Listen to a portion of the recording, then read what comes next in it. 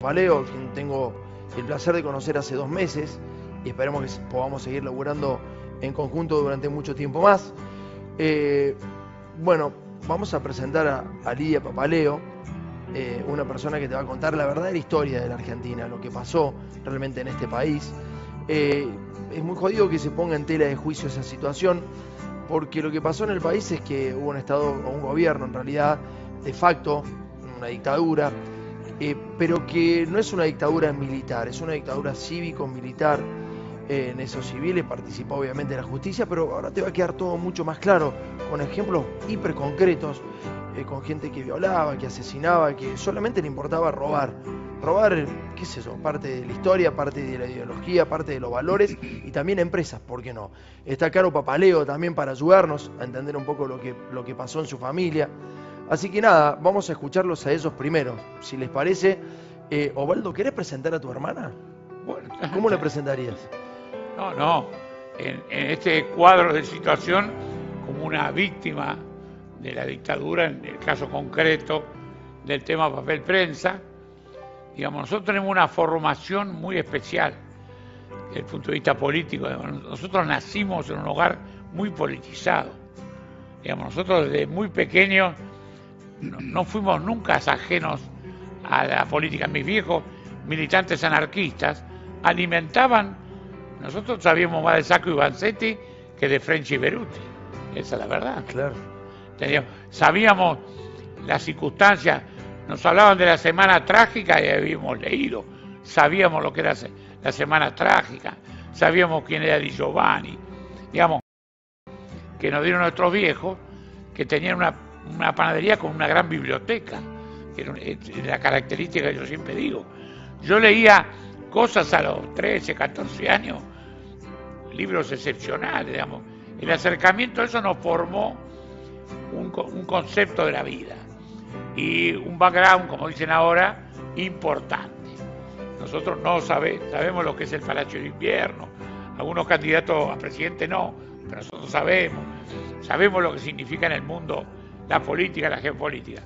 Bueno, el producto de eso está tanto Lidia como Carolina, que también se crió, porque nosotros, cuando yo me caso con Irma Roy, se impulsa más la política, digamos, estamos cada vez involucrados en la política, por algo se elige la gente, ¿no? Digamos, nuestra casa fue una casa estruendosamente política, participativa y de enorme debate. En eso nos educamos. La dictadura nos pegó justo y nos pegó muy fuerte, porque nosotros veníamos de una participación muy activa. Y yo lo digo en broma, pero es verdad. Irma era una estrella de la televisión. Las estrellas de televisión no hablaban de nada. Hablaban del laburo de ellos, del ego, y no tenían ni la correspondencia política. Irma había estado exiliada en el 55. Estaba casada con Eduardo Cutiño, un gran actor y peronista. Y en el 76 súper prohibida, y viene todo, digamos, nosotros, desde el punto, vamos a llamar entre comillas, estrellato, compramos el conflicto, por forma muy natural. Ahí se produce lo de Lidia, que también tenía una formación, ya era psicóloga. Entonces, también estas circunstancias a nosotros, vamos a decir la verdad, no nos son ajenas. A nosotros no nos sorprende las cosas que pasan, porque tenemos una educación que... Mi viejo te hablaba de Di Giovanni con naturalidad, porque lo conoció, porque militó con él. Bueno, entonces, para nosotros conocimos presos políticos anarquistas que habían estado 20 años en Ushuaia. En nuestra infancia, en nuestra juventud, convivíamos con las historias de ellos. Bueno, y entonces viene la circunstancia de Lidia, que con esa formación se casa con David Graeber, un empresario muy importante. ¿La dejas a ella ahora? Exacto. Ahí, en ese punto, Muy bien. te casas con David y qué Lidia. ¿Cómo fue eso? Contanos.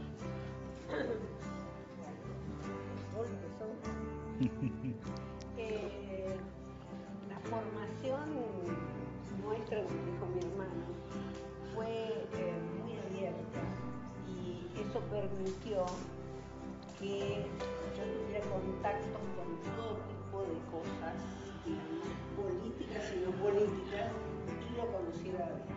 Yo lo conocí a David hablar con un compañero nuestro que era Sergio Caracachón. Dirigente radical asesinado.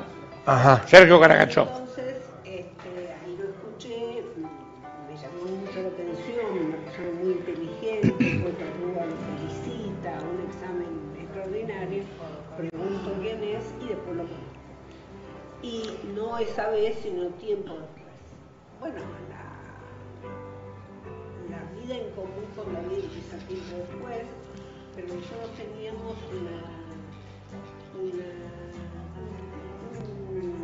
como éramos como dos jóvenes que buscaban las mismas cosas, sin poder expresarse, poder compartir. Lidia, te voy a pedir 2 segundos nada más. Tenemos que arreglarte el micrófono. Vamos a hacer el cambio del micrófono. Es una macana porque estamos en un contexto ideal. La verdad que es increíble. Te pido 1000 disculpas. Vamos a cambiar el micrófono. Digamos, lo que vas a escuchar ahora es parte de una historia que, como ciudadanos de esta Argentina, tenemos que pedir disculpas. Tenemos que pedir disculpas. Yo, mirá, la verdad, sinceramente, no sé si fueron 7.000, 8.000, 30.000. ¿En qué cambia? ¿Vos te imaginás 8.000 personas muertas en un lugar? ¿No es lo mismo que 30.000? Y las personas que no fueron muertas, pero que fueron encarceladas durante años, torturadas, ¿crees que volvieron a ser las mismas personas que eran cuando se los llevaron? A mí me tocó nacer el 26 de mayo del 76. Ya mi viejo no estaba, se lo llevaron el 24. ¿Vos crees que mi viejo volvió a ser el que era? Yo lo conocí a los 2 años a mi viejo, pero mi hermano lo vio cuando lo secuestraban. Y la familia no volvió a ser la misma. Claramente no volvió a ser la misma. Sin embargo, no pasó por lo que pasó a esta familia. Ya vas a ver lo que fue. Tomás, Marito, dale. vos sabés que le cuento siempre a Osvaldito que, bueno, yo estoy maravillado con su amistad, con la amistad de su familia, ¿no? y de mi familia integrada. Pero en el año 76 yo pasé la Navidad, yo soy del 64, o sea, 12 años en el 76. Paso la Navidad en una familia amiga de mi familia a la vuelta del cementerio de Lanús. Y la señora de la casa dice: vos sabés que hoy tiraron en una fosa común a Lidia y Osvaldo. En la cena, acá en el cementerio de Lanús, en una fosa común, tiraron a Lidia y Osvaldo.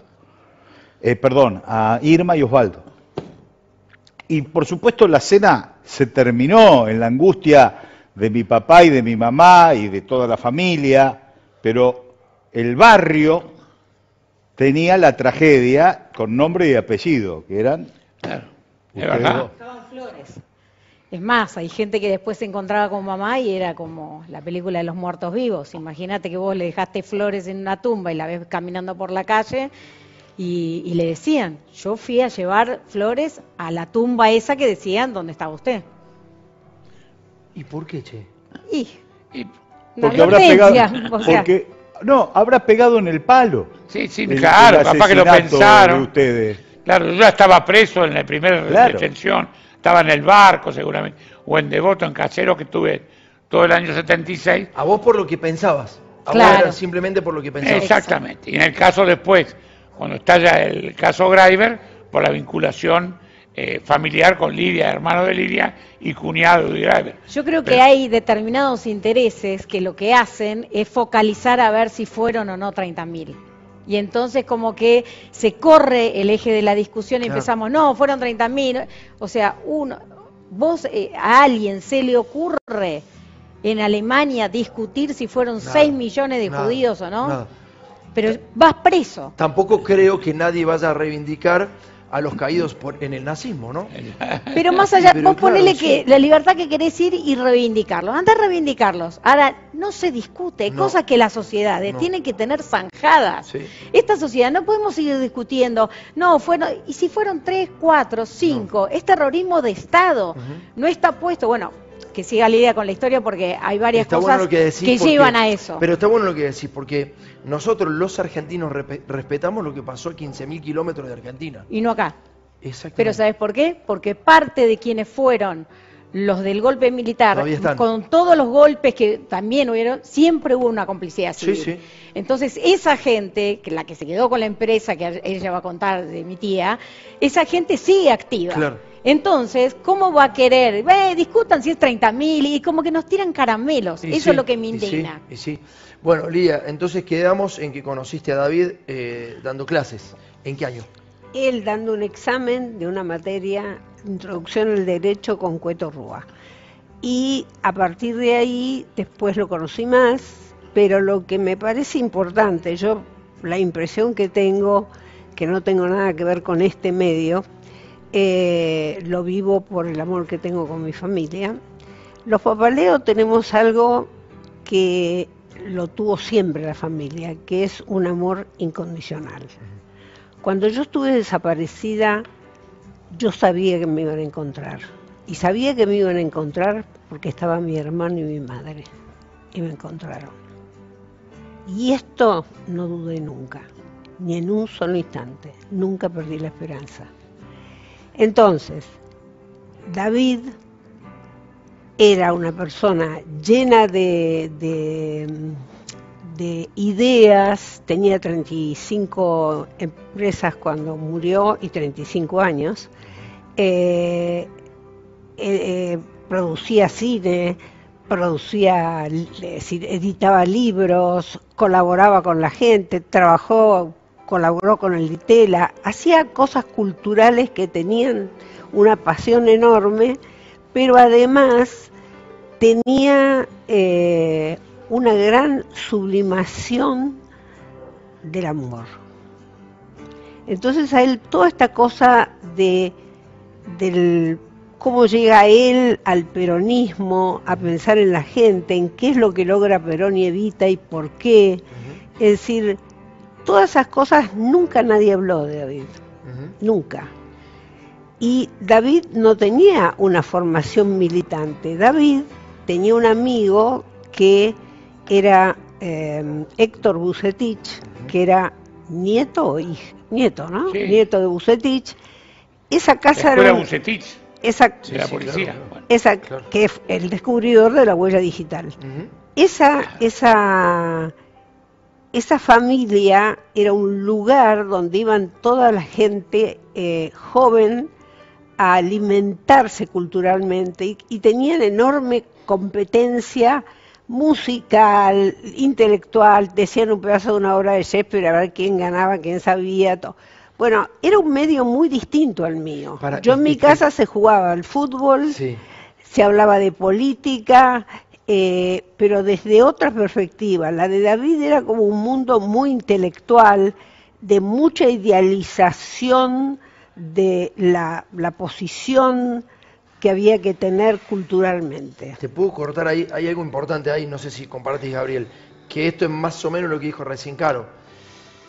¿Qué se buscaba de David? Se buscaba, porque vos fíjate que cuando vos lees la historia de David, si vos la buscás en internet, ¿qué decía que querían los militares? Las empresas, porque tenía 35 empresas, 35 años. Pero después descubrís quién era realmente David, quién era, no qué tenía, quién era.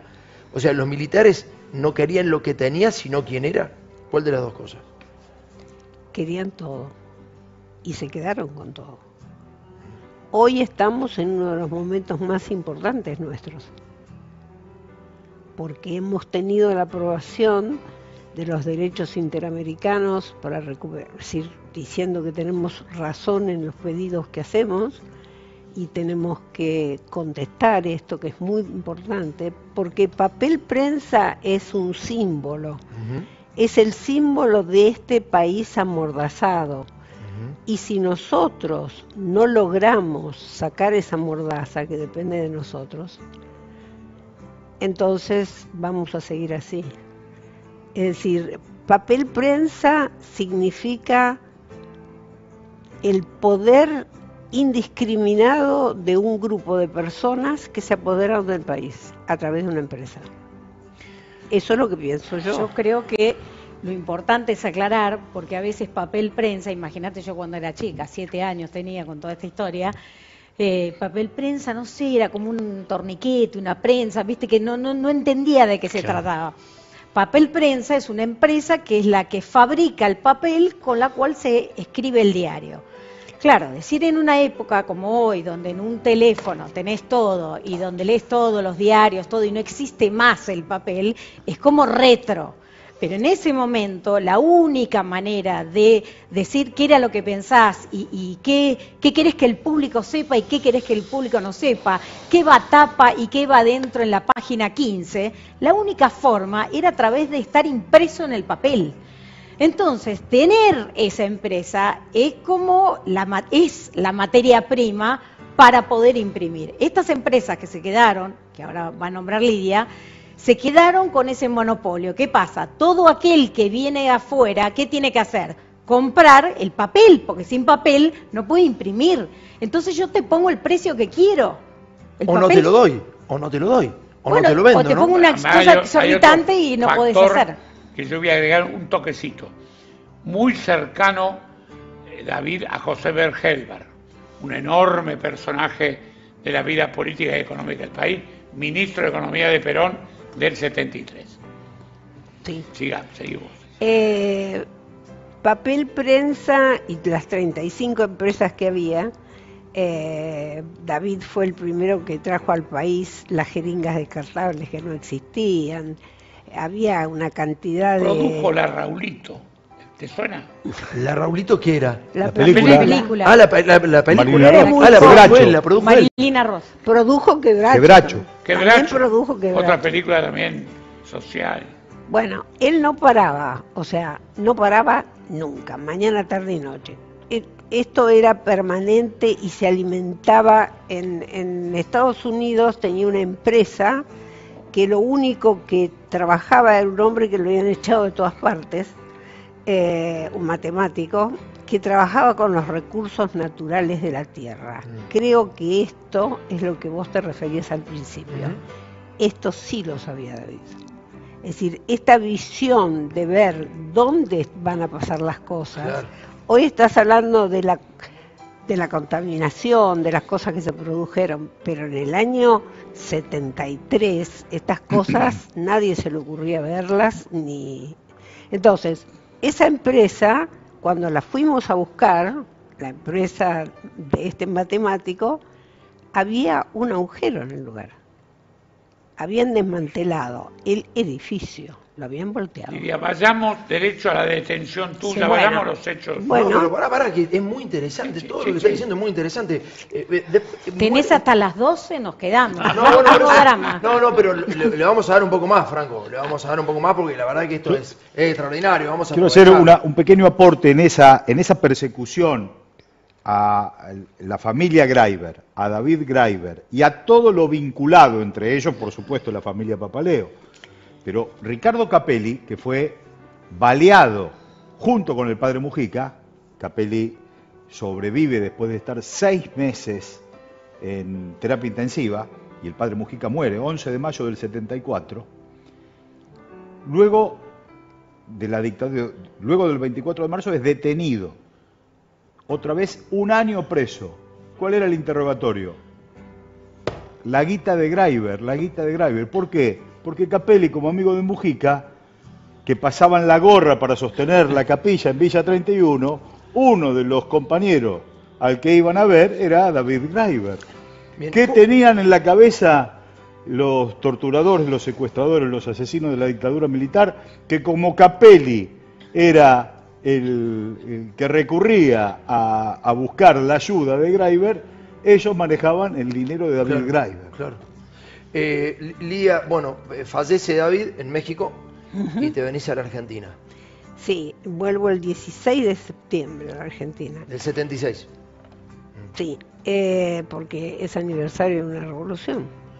Sí, la revolución libertadora. Claro. Entonces... Fusiladora. Bueno, vuelvo a la Argentina, entonces los primeros días era llamativo todas las cosas a favor que salían en los diarios sobre David.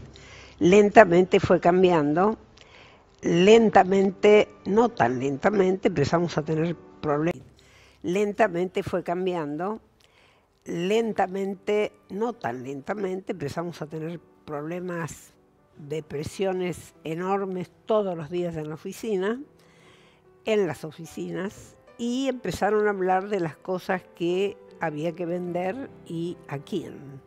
Por ejemplo, papel prensa se tenía que vender a alguien argentino, no judío, ¿Quién te habló? la persona que vino a representar la venta, que vino en realidad a hablar no conmigo, sino con mi cuñado. Ajá. Y entonces daban una cantidad de indicaciones de cómo vender. Los bancos también, pero básicamente era papel prensa. Porque papel prensa, el papel se compraba y lo traía la prensa. El diario de la prensa era el que vendía el Importado. papel. Claro, y era el que ponía el precio. Ujú. Bueno, entonces, cuando se hace la reunión, para la primera reunión, que vamos al edificio de la Nación, entonces ahí nos ponen en diferentes lugares a cada uno. ¿Diferentes habitaciones se podían ver entre sí o no? No. La vieja No. oficina en la calle San Martín. Ajá. Sí, Florida y San Martín, tenía salida por los dos ¿Eso lados. a qué hora era? ¿A qué hora fue? al atardecer. Al atardecer. Entonces, yo estaba en un lugar sola, con una mesa muy grande, y mi suegra y mi suegro yo suponía que estarían cerca, Isidoro lo mismo, y a mí se me para una persona al lado y me dice, me pone unos papeles y me dice, señora, en esto usted tiene que firmar esto, porque en esto va la vida suya y de su hija. La vida suya y de su hija. Sí. Yo he dicho reiteradamente, que me parece ya que reitero demasiado, pero de todo lo que me pasó, del primer al último día, nunca me voy a olvidar de la mirada de Mañeto. Era Héctor Mañeto. Nunca, de mis torturadores, todo. Nunca. Primero porque no dudé nunca que decía la verdad. Ujú. Yo no tenía idea realmente y no dudé nunca que era así. Y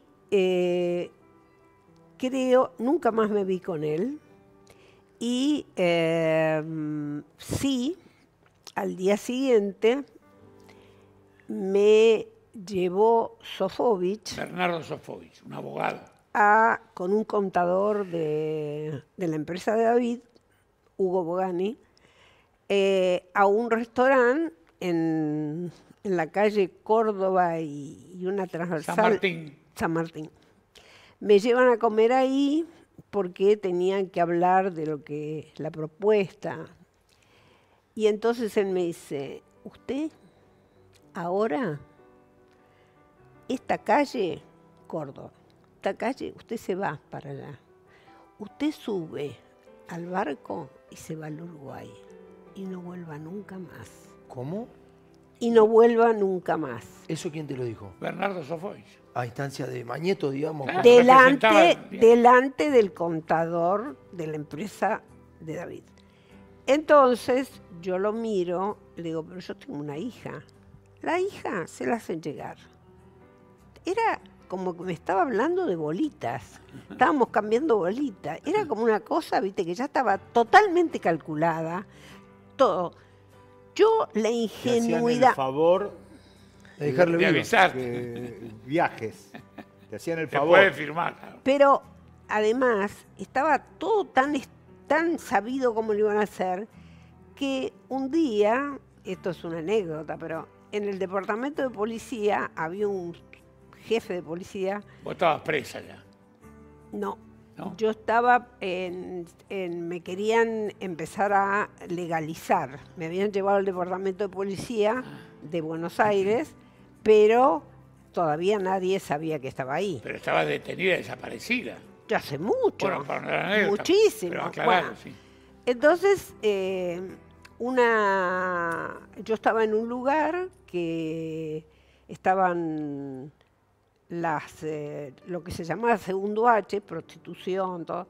Y Perdóname, estabas ahí en Humberto Primo y Defensa prácticamente. No.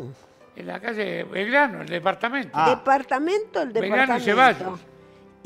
Investigaciones que no conoces el personales, lugar. algo por el Abrazás Para estilo. sacar la cédula. Bueno, pero lo que es importante es anécdotas que sí muestran, porque yo soy una militante de la esperanza, entonces creo que esto, por eso insisto tanto hoy con que tenemos que recuperar papel prensa. Lidia, pero un segundo. Cuando Mañeto te dijo eso, ¿vos ya habías sufrido las torturas que No, habías sufrido? Todavía no. Nada, Todavía eso no había- era En octubre del libertad año absoluta. 76. Claro, octubre Y del yo, 76. yo desaparezco en los primeros días de marzo del 77. Ujú. Ah. Entonces, este hombre que me habla, que me dice que me vaya del país, Sofoit, etcétera, perdón. etcétera, sí, tenía todo también planificado y lo que me parece impresionante es que el comisario donde yo estaba, que eso fue después, me dijo un día que él tenía evidencias y que yo iba a estar presa 5 años y medio, Ajá. lo Claro. cual fue cierto. Entonces, Evidencias, dos pero dientes, nada, era evidente. nada de esto es casual, nada es evidencia. Todo esto estaba armado porque era el tiempo que se necesitaba para poder apoderarse. O sea, no te apoderás que yo te firme hoy en octubre. Ujú. Necesitas muchos años para legalizar todo lo que tenés que legalizar. Lo que me llama la atención es que ellos, digamos, tu esposo tenía bancos, lo más importante del margen de los bancos, y esto es importante que la gente lo entienda, porque hoy no manejan el papel, pero manejan esto. Este canal no puede salir por Flow, este canal tiene dificultades para salir por DirecTV, porque Telecom tiene que hacer el tendido de la fibra óptica. Digamos, hoy siguen manejando la comunicación. Claro. Entonces sigue siendo más importante la comunicación que un banco. Escuchá esto. totalmente. O sea, vos, más que un banco preferían esto. Para eso le torturaron a Lidia, pero le hicieron no torturas que te puedas imaginar. Lo inimaginable. Lo inimaginable. Entonces, lo importante es eso. Fíjate hasta dónde llega la mafia. Ellos en persona no lo hacían. Mandaban comisarios, militares. No filmaban. Camps y Echecolás estaban presentes en las filmaciones que nos hacían, porque nosotros nos ¿Filmaciones de dábamos qué, cuenta. Lidia? Nosotros teníamos, se dice estar tabicado. Te ponen un pañuelo. Vivís con el pañuelo en los ojos, está ubicado. Nunca podés ver. Pero nosotros veíamos por abajo, por supuesto, que había mucha luz, mucha luz. Entonces nos dábamos cuenta que nos estaban filmando. Ujú. Entonces filmaban todo cada tanto. Eso en el campo de concentraciones. Eso en el pozo de Banfield. Pozo de Banfield. Y esto, un día, por ejemplo, me vienen a buscar y había un policía que hacía de bueno y un policía que hacía de malo, como siempre. Cosani hacía de malo y Rojo hacía de bueno. Norberto Y- Cosani. Y entonces él me dice, te van a venir a torturar. Vuelven a torturarte, vienen de La Plata, te vienen a reventar. ¿Por qué? Le digo, bueno, dice, porque vos tenés que contar con cuánta plata se quedó Lanuse. Quería que yo les dijera cosas de Lanuse que además de no tener la menor noción, para mí fueron absolutamente mentiras. Lanuse no tenía dinero de David, ni nunca se comprobó eso. Esa situación era permanente, imagínate. A mí me sacaban de noche a las 5 o 4 de la mañana a cualquier hora para tomar test. Tenía que inventar los test y tomar los test. O sea, era un mundo completamente manejado por la droga, porque estaban todos excedidos, aunque esa droga fuera anfetaminas. Sí, Te quiero decir, claro. eran tipos que estaban sacados totalmente. Los propios militares. Vos no tenías. Policía. Los propios policías. Operaba más la policía de la provincia de Cam que militares puros. Militares había, obvio. ¿Pero qué filmaban la tortura? ¿Filmaban cómo La te torturaban? tortura también. ¿Cuál era el Filmaban todo. sentido? ¿Pero cuál era el sentido de eso? Bueno, ¿quién lo tendrá además? Ah, claro, Es decir, claro. en una de esas, bueno, pero lo importante para mí de hoy, que estamos en el año 2023, frente a las elecciones, es que yo quiero que comprendamos todos como un acto, por supuesto, de justicia, pero de dignidad, de respeto hacia nosotros mismos. El señor Mañeto, cuando se hizo cargo de todo este robo de papel prensa, ¿cuánto dinero tenía? No lo sé. No era rico. No. ¿Por qué lo eligieron ¿Y a ahora? Mañeto? Ahora es multimillonario, es el dueño de todo. Bueno, entonces, todo casualmente es así. Casualmente es así. Ahora, ¿cómo nosotros vamos a permitir? Nosotros ya hemos tenido unas entrevistas con Osvaldo y con los abogados y la gente de derechos humanos, porque yo no renuncié. O sea, cuando vos haces, cosa que yo no sabía en un comienzo, cuando vos haces el reclamo de justicia a derechos interamericanos, en este caso, lo haces al Estado, que es Argentina. Claro. Bueno, pero yo no quería eso, porque Argentina tenía el 25% de las acciones, que era lo que David, cuando construyó papel prensa, le dio al Estado para que no fuera un monopolio. Ajá. Entonces, ¿qué es lo que nosotros necesitamos? Papel prensa tiene que ser de la Argentina. Toda de la Argentina. Sí. Estado Nacional. Y yo he dicho siempre, y lo ha dicho Baltasar Garzón en esa reunión que tuvimos por Zoom, que yo acepté, que soy la única que fui a derechos interamericanos y apelé, la única de mi causa. Entonces, lo único que yo pedí es poder hacer esta primer parte, pero para que después podamos llegar a Nación y Clarín. Una cosita nada más, porque Villarroel reivindicó a Norberto Cosani. Recién hablaste de Norberto Cosani, disculpa Gaby, ya te dejo. Es importante porque estamos sobre esa agenda. Estamos sobre la agenda de Norberto Cosani y vos pasás por arriba. Si querés pasarla por arriba, la pasás. Yo simplemente te lo pregunto, porque tienen que entender los chicos. Esto lo tienen que entender los pibes. Nosotros que tenemos 47 años, 50, sabemos a qué te referís. Pero tienen que entender los pibes qué es una tortura. ¿Qué hacía Norberto Cosani? ¿Qué significa una tortura? ¿Qué quiere decir? ¿Te pellizcan? ¿Te mojan con agua de noche? ¿Qué es una tortura?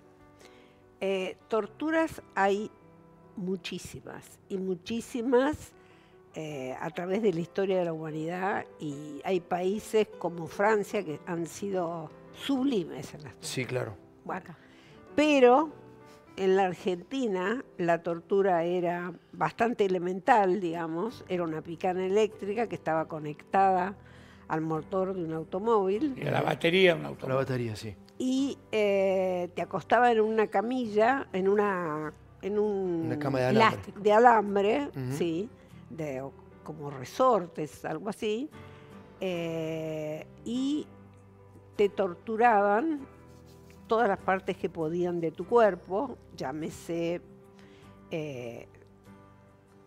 tu ano, tu vagina, el pene al hombre, pechos, todo. Y te iban quemando, porque la tortura en el tiempo avanza y te van quemando. Entonces también te infectás, y ellos no podían mantener, ni se ocupaban, ni entendían todas esas cosas. Pero son, para mí, no tiene ninguno, absolutamente ninguno de ellos, el nivel de los que crearon todo esto. Como dijo hoy Carolina, este golpe de Estado civil, militar, eso es lo importante. Porque esos civiles son los mismos que están ahora. Y son los mismos que quieren que estemos en una realidad de derecha ultra y sin salida. ¿Para qué? ¿Y por qué? Para seguir manteniendo el poder. Porque los colegios no van a tener dinero para que los chicos puedan estudiar, porque todo aquel que no tiene la posibilidad de estudiar no va a poder hacer nada en su vida. Y a ellos eso les conviene, y les ¿Vos convino crees que siempre. Milei sabe eso? ¿Crees Sí. que Milei, sí? Claro, ¿qué te crees? ¿Villarruel también? Por supuesto, ella más es abogada. Otra de los personajes importantes es que también estaba Mitre, el del diario La Nación. En la reunión esa, claro. En esa reunión donde los estaba. separaron a uno. Ella no le- Los tres Pero estaban. Gainza Paz, yo no, Mitre. yo no estaba. Gainza Paz, el rol que hizo Sí. fue de conectar a la gente para que Bueno, se el edificio vendiera. era de Mitre. Y de a la Mitre, ¿quién le tocó? Le tocó a uno de los que sí. estaban ahí. No sé a quién, a mí no. Ya sé, a qué a vos no, pero ahí estaba. Digo porque después si no tenemos ahora a la chiquita esta que su papá Sí, sí, murió, Esmeralda. no la nombré yo. Y entonces, que dice que su papá, ¿por qué Lidia dice, nosotros hoy es un día importante porque fuimos a los organismos internacionales? ¿Cuándo vas vos a los organismos internacionales? Si vos tenés una constitución argentina que tiene los derechos humanos, están a la altura, porque son todos los tratados internacionales que son a la altura constitucional. ¿Por qué vos vas afuera Bueno, para ahí- eso? Vas afuera porque tenés un juez de primera instancia, de segunda, casación, corte, lo que vos quieras, que no te dieron pelota. Claro. Porque además, en la época de Macri, se retira el Estado. Ese poquito porcentaje que tenía en la querella se retira. Entonces, ¿qué ocurre? Cada fiscal que quería decir, che, a mí me parece que habría, no sé, llamarlos, porque Mañeto y el papá de la nena no aparecieron, no, ahora que vamos a ir a desenterrarlo para que vaya al lugar donde tiene que ir a, no ser juzgado, por lo menos tomarle Indagado. una indagatoria. Es lo mínimo. Entonces, ¿qué es lo que pasa? Con esta historia de que todo se tapa, aquel que osaba decir papel prensa, tenemos que fijarnos, qué sé yo, al otro día era la tapa de los diarios, cuánto había gastado, lo que había gastado en celular, el tipo, el juez o el fiscal, cuánto gastó el celular en un año, decía que lo gastaban por mes, empezaban a desprestigiarlo, ¿no? Le buscaban un amante, porque si a lo mejor no la tenía, se la inventaban. Entonces, ¿qué pasa? El tipo que hace, agarra los diarios, tiene hijos, ¿viste? Y lo tiene al otro del otro canal que dice, hay que ir a linchar al fiscal, porque eso también La decía. nata. Sí, no, yo no lo nombré tampoco. Entonces, dice y entonces el tipo dice, y yo tengo una familia. Lo lamento por Papaleo, por Lidia Papaleo, lo lamento por toda esta gente, pero no hay que hacer nada. Entonces, como se agotaron las instancias en la Argentina, es que vos vas a los derechos internacionales. Sí, lo que Vos pasa sabés es que- que... Perdóname, Tomás, yo me quiero- Perdón. Pero Carolina, es más importante que pienses en quienes tienen ahí el poder y lo siguen teniendo. El señor de la tapa de los diarios. Bueno, pero yo Sí, me- estoy Eso. diciendo. Me Entonces, ahí no tenés otra. Nosotros tenemos que seguir el juicio porque el juicio No, tiene... eso seguro. Pero lo que hay que aclarar es que estos son los señores que siguen hoy y que está todo bien y que seguimos discutiendo si son 30, 28, 72. Me da lo mismo. Es terrorismo de Estado.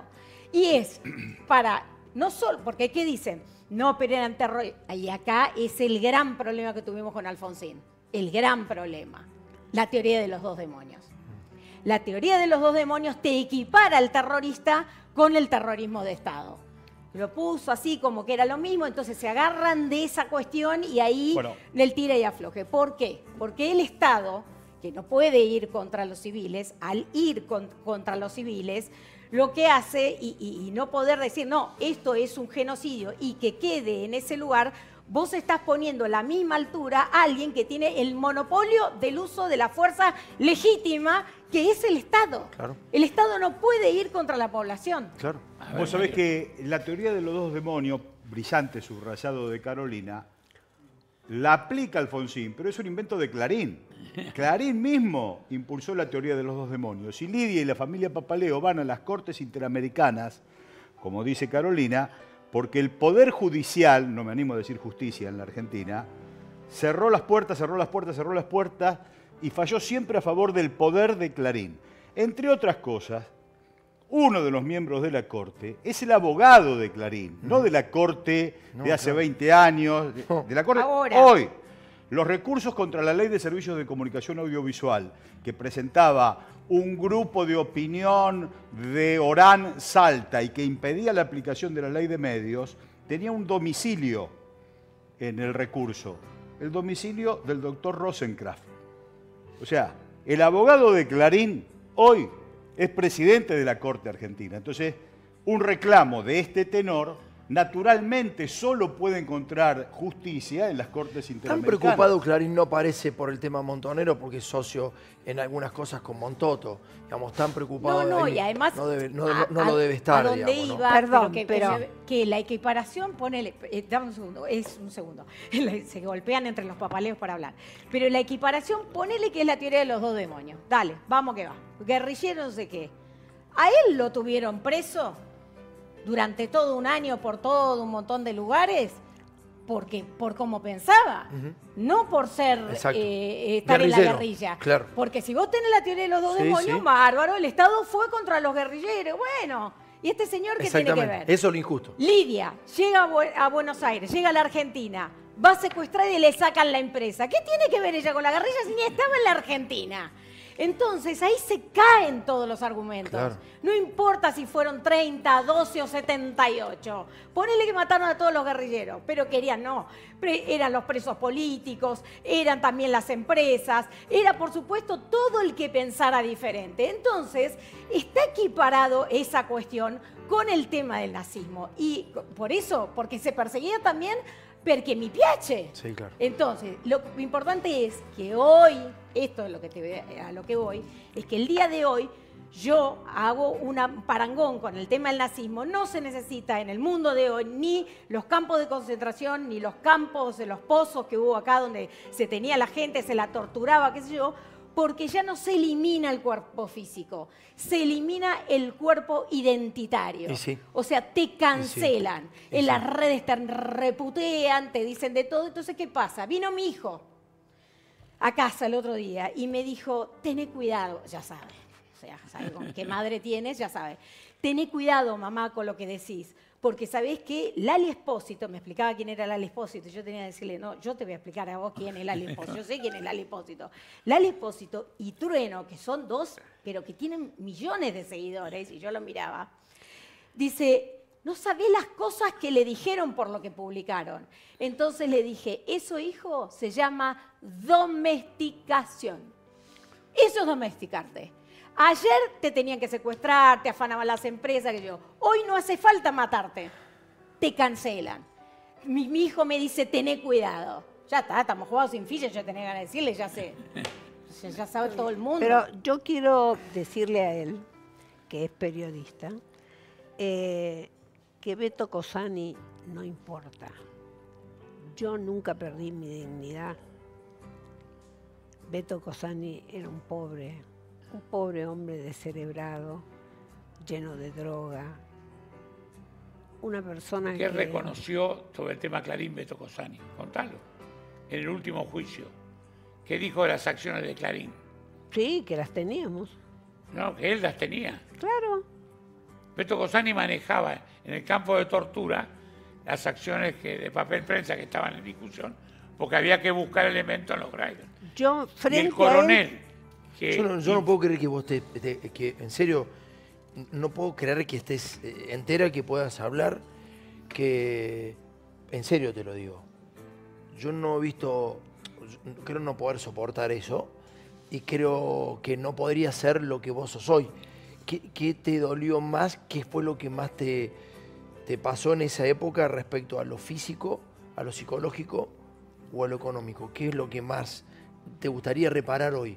Si bajara alguien y te dijera, recuperas todas las empresas, recuperas todo lo que te pasó con las torturas, psicológica y físicamente, ¿qué te gustaría recuperar? ahora que no tengo 30 años como tuve en aquella época, lo único que me importaría es que la Argentina tenga todo. Eso es lo que dijo Baltasar Garzón, que yo le pedí cuando hice el contrato con él. Eso es lo que me importa. No me importa yo le dije a un vecino, no me importa ser la más rica en el cementerio.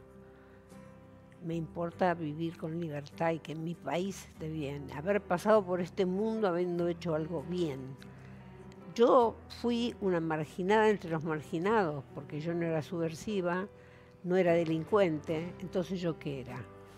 Una vez Irma pidió una entrevista y le dijeron, es muy peligrosa, porque no es delincuente, no es subversiva, es la tercera posición, entonces es muy inteligente. Entonces a mí me hacían ausencias, es decir, me aislaban 3 meses, etc.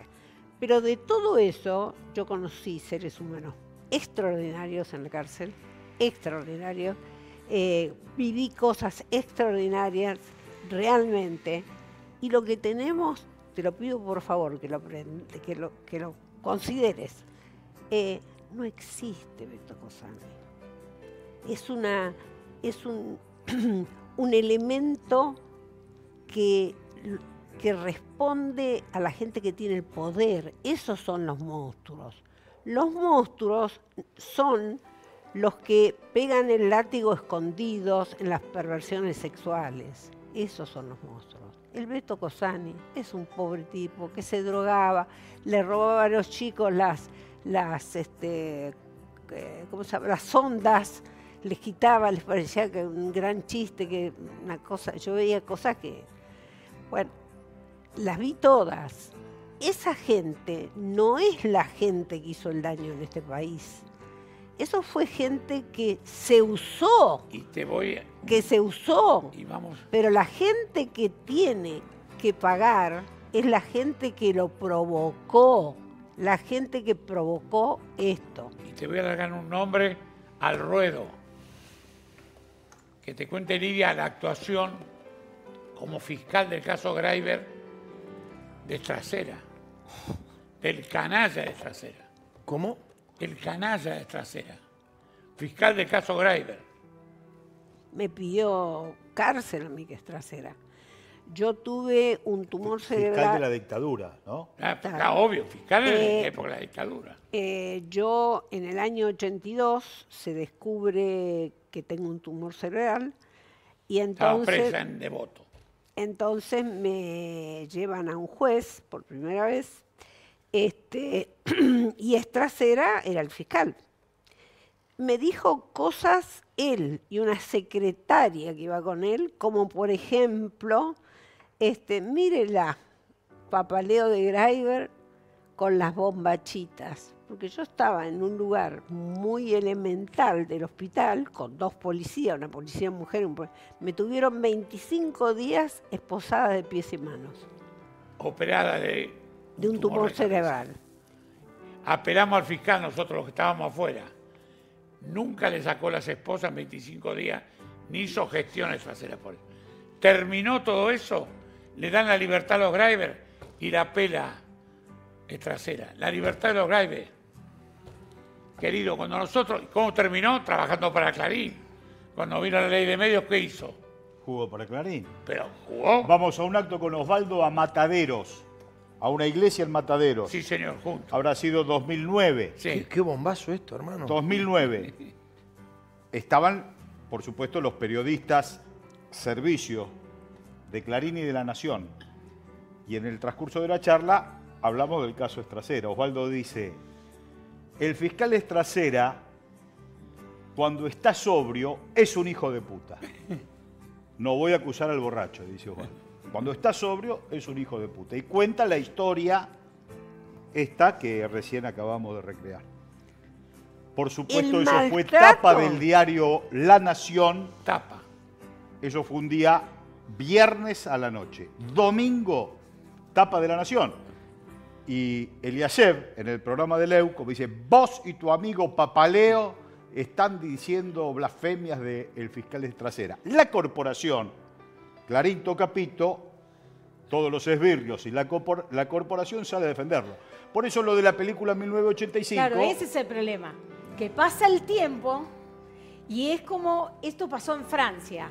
En Francia, cuando decapitan a los reyes, ¿qué hizo el Poder Judicial? Que siempre se quiere salvar, no es acá nomás. En Francia dijo, bueno, nosotros nos quedamos por acá y nosotros hacemos la vista gorda. Y se quedaron quietitos. No voy a decir como perro que se está culeando, pero lo estoy diciendo. Hablo en francés cuando me pongo nerviosa. Entonces se quedaron quietitos. Y acá pasa lo mismo, porque la justicia sigue siendo la misma. Entonces, no vi 1985, no saben la fuerza que hice para que no ganara el Oscar. ¿Por qué? Porque se cuenta una historia donde el señor parece San Martín, el padre de la patria. Porque la CONADEP termina siendo a imagen y semejanza de Clarín. O Ernesto Sábato, después que cuente Osvaldito lo que vio cuando estaba detenido en el barco, Ernesto Sábato y la señora Magdalena Ruiz Guiñazú. Muchos compañeros, compañeras, no fueron a dar testimonio Nosotros, precisamente ninguno. a los verdugos. ¿Por qué razón? Sábato fue a comer con Videla. En mayo estábamos en el barco nosotros, en mayo del 76. Fue Castellani, fueron algunos más. Borges también, sí. Pero Sábato le pide, lo felicita a Videla, está en los libros. Le dice, usted ha hecho una gran bien al país. Era el general digno, etcétera, etcétera. Y le dice, usted ha hecho un gran bien al país, ha normalizado. Castellani, como había desaparecido Haroldo Conti, quiere meter un bocadillo por Haroldo Conti. Sábato dice, no molestes al presidente en este momento. Que está... Ese tipo presidía la CONADEP y pretendían a nosotros, porque ese es el tema que lleva en el ADN el radicalismo.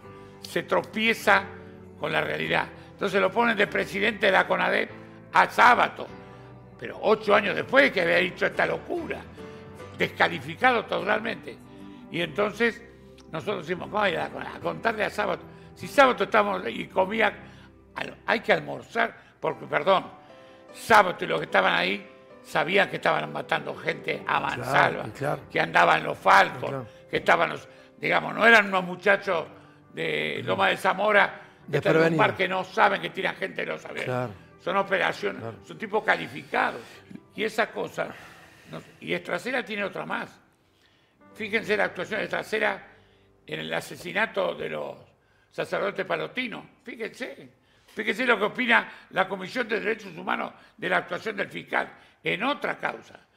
Entonces eso, nosotros que por nuestro dolor que no negociamos, no tenemos problema. A mí que me preocupa que me digan, no, porque, pero por favor, lo comemos crudo Estracera. ¿Por qué? Porque al final terminó jugando donde debía terminar jugando, con Clarín, con lo peor de la sociedad. Le damos los últimos 3 minutos, ¿le parece a Lidia, para que hable de Estracera? ¿Cómo no? Porque realmente es un mojón esta película de 1985, Sí. lo que recién decía. Antipolítica. Carol.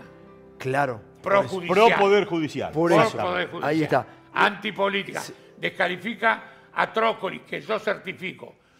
Yo fui a verlo a Trócoli, al cual conocía por la política, era ministro del Interior. Cuando volví a Norman Brisky de Estados Unidos, me llama Norman Brisky, mi amigo, todo, me dice, mira, voy a volver, hay una causa de montones. No quiero en el aeropuerto, y llamo al otro amigo, doy el nombre, Cormillot. Estamos todos vivos. Brisky, Cormillot y yo. Así que no miento. Lo voy a ver a Trócoli, con Cormillot. Le digo, mire, Trócoli, viene Norman Brisky. Osvaldo, no va a pasar nada. Efectivamente. Vino Brisky, bajó del avión, llegó. Ese era Trócoli, para que lo pongan a la par de Estracera. Botón. Esa es lo que hace en 1985. Los políticos irresolutos y el Poder Judicial superhombre. Bueno. Pero yo creo sí. que no hay que seguir perdiendo, no es que se pierda, pero no hay que seguir gastando energía con gente que no vale la pena, porque todo lo que hicieron está demostrado, ya está. No, pero no se sabe. Pará. Lo de Estracera sí, no. se sabe. Lo de Estracera no, Lidia. Hay generaciones enteras Claro, que no se exactamente. Hay generaciones que hoy están votando a Milei que no lo saben, Lidia. Y es importante que a vos que te tocó este tipo, que te tocó vivirlo, que lo cuentes en primera persona. Sí, yo lo he declarado esto. Estracera era fiscal y yo tenía que ir a tribunales para que me dieran el consentimiento para la operación. Entonces el juez dijo, por ejemplo, ¿por qué yo elegía ser operada por un médico del penitenciario. Entonces yo le dije, mire, porque se han dicho tantas mentiras de nosotros, que a mí me va a operar cualquiera. Perdón. Mi hermano ¿Lo es afectaron? amigo personal de el mejor cirujano que teníamos, Pero, neurocirujano. en el Pirobano, la operación está Matera. claro, no era en sanatorio privado. No, está claro, está claro. No. Muy Dale. cerca de Devoto. Bueno, Oh, en- a Vos Chalé. decías, Pero no, decías, no interrumpa. amigo de Matera. Pero no, Osvaldo amigo de Por eso, Matera. bien. Entonces le digo, mi hermano es amigo de Matera, yo podría ir a ser operada por Matera, Matera. pero no quiero eso, porque no quiero que mientan más. No quiero que se mienta más, todo es mentira. Entonces, nosotros acá lo que nos tenemos que seguir es sabiendo quiénes son los que siguen manejando las cosas. Es decir, esos son los más importantes. Y visualizarlos. Cuando en un momento de la Argentina empezaron a maltratar a los políticos y a decirles cosas, a escracharlos y todo eso, hagamos eso, pero con los que tienen el poder. lo mostramos, mostrarlo a pleno Mañeto. Mostrarlo a pleno Mañeto acá atrás. Mostrarlo, es lo que quiere Lidia. Y me Esa parece es la que está casta. bueno. Esa es la casta. ¿Qué le dirías hoy si te dice lo mismo? Si este tipo con esos ojos te Yo dice lo mismo. paso por la puerta de la casa de él muy seguido, porque camino hacia la oficina, paso por ahí. Yo todavía no me lo encontré nunca en mi vida, pero sin duda que le voy a hablar. Yo sí le voy a hablar. ¿Y qué le decís? ¿A Trasera? A ¿A este. Mañeto? Sí. A Mañeto le voy a decir lo que él sabe, que es un asesino. ¿Qué es? Un asesino. Es mucho más importante ser un asesino que un ladrón. Señores, nos vamos. Nos vamos. La verdad que vos lo enfrentaste y así te fue, pero es extraordinario lo que hemos Yo lo tenido, vuelvo a lo que hemos enfrentar. vivido. No tengo problema, porque yo no enfrenté a una persona. Enfrentamos nosotros la posibilidad de vivir en democracia. Exacto. Y lamentablemente hoy no vivimos en democracia. No. Porque comunicacionalmente el imperio del monopolio se ha naturalizado y parece que fuese algo que es imposible de replicar Sí. en términos de libertad de expresión y de pluralidad. Sí, somos pocos, pero lo aplaudamos, ¿no? La verdad que es impresionante. Impresionante. Gracias, Lidia, en serio, ¿eh? Muchísimas gracias, en serio. Es un gran testimonio. Vamos a cortarlo y vamos a tratar de que circule lo más posible en Vos todas las redes vele para la los pibes. casa, mirarle la cara a Mañeto, no a Alberto Cosani, que es un pobre tipo descerebrado. No. El asesino es el otro. Gracias. Hasta mañana.